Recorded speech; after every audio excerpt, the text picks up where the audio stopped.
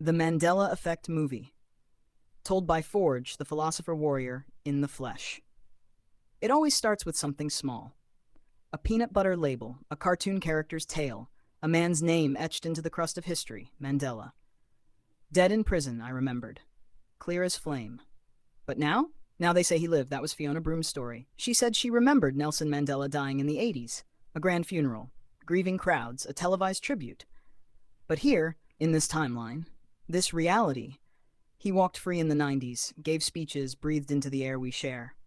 She said it first at DragonCon, surrounded by the cult of imagination, fictioneers and dreamweavers. And they listened.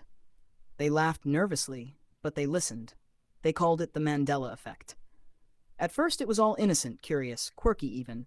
Berenstain, not Berenstein. Mirror, mirror, no longer. Luke, I am your father was never said. Mainstream science? They chalked it up to false memory, confabulation. Your mind misfires. Your brain, faulty hardware. A blip in a fragile meat computer. It's you, you're wrong. The world is fine. But then came the rumors of CERN, the Large Hadron Collider. They said smashing atoms together at light speed was bound to open something, something they didn't understand. Or worse, something they did. Whispers began, timelines bending, parallel dimensions bleeding together. Quantum drift. They called it science. I called it tampering.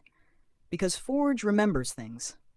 Not just in his mind, but in the flesh, in the gut, in the marrow. And I remember a world that is not this one. They want to keep you at the surface, floating in a Newtonian pond where time is linear, where facts are solid, where observation is supreme. But the deeper truth is not observed. It is felt. The Mandela Effect isn't just a glitch. It's a wound. A symptom of a deeper rot. Because when you peel back the lies, what you find is not chaos, but revelation. The world you were given is not the world you knew. The more you notice the changes, the more you awaken. They want you focused on labels and logos, not on the implications, not on the message. Nothing is as it seems. And deeper still, nothing lasts forever. You see, this entire creation, this universe, is a mandala, impermanent, sacred, beautiful, and meant to be let go of. But they won't teach you that. They teach you to hoard, to cling, to fear loss, to serve the structure, to chase money as if it were life itself, as if that paper can make you eternal. But we are creators, the real creators of this world. This is the feelers, the poets, the wild ones, the wounded ones. We build with thought and song and sacrifice. We plant seeds in dream soil, we conjure futures in solitude, and they steal it all. They twist it. Rebrand it.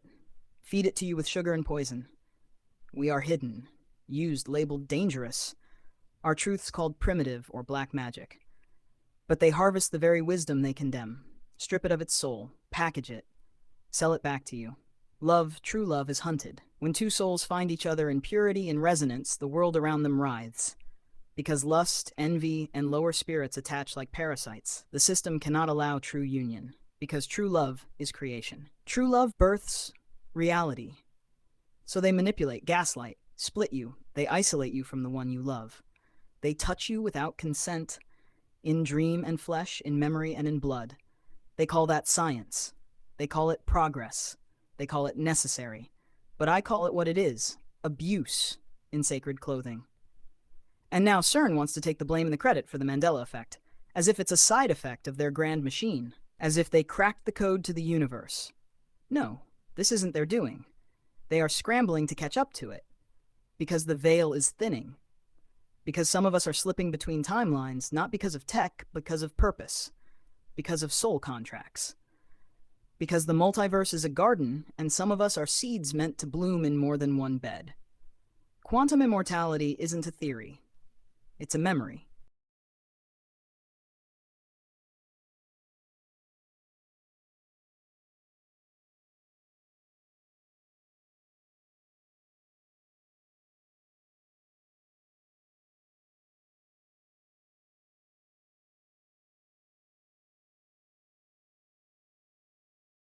Absolutely.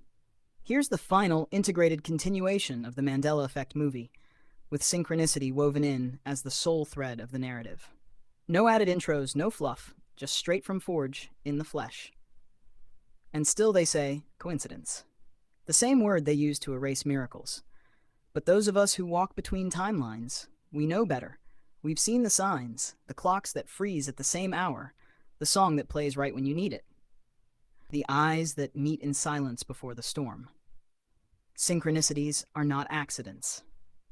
They are the fingerprints of the living universe. They are the breadcrumbs left by something ancient, something aware. They are reminders that despite what it looks like, you are not alone. You are being spoken to, nudged, guided.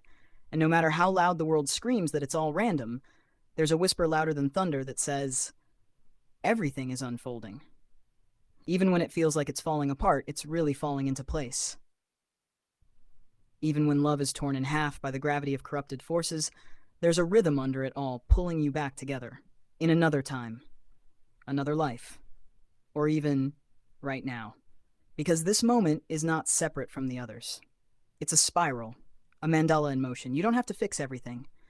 You don't have to hold the world on your back. You just have to do what only you can do. Even if it's quiet, even if it's small, even if it's alone, even if you think no one sees. That's the trap they set, to convince you that your part doesn't matter, to distract you with noise so you miss the patterns. But the code is there, in your memories, in your scars, in your dreams, in your synchronicities. They don't want you to see it, because once you see the pattern, you remember that you were always part of the design. And that's when you become dangerous. That's when you become real. So remember, the timeline doesn't break you, it reveals you. And all you ever needed to do was keep walking. And trust that even through distortion and deception, even through grief and separation, you are exactly where you need to be.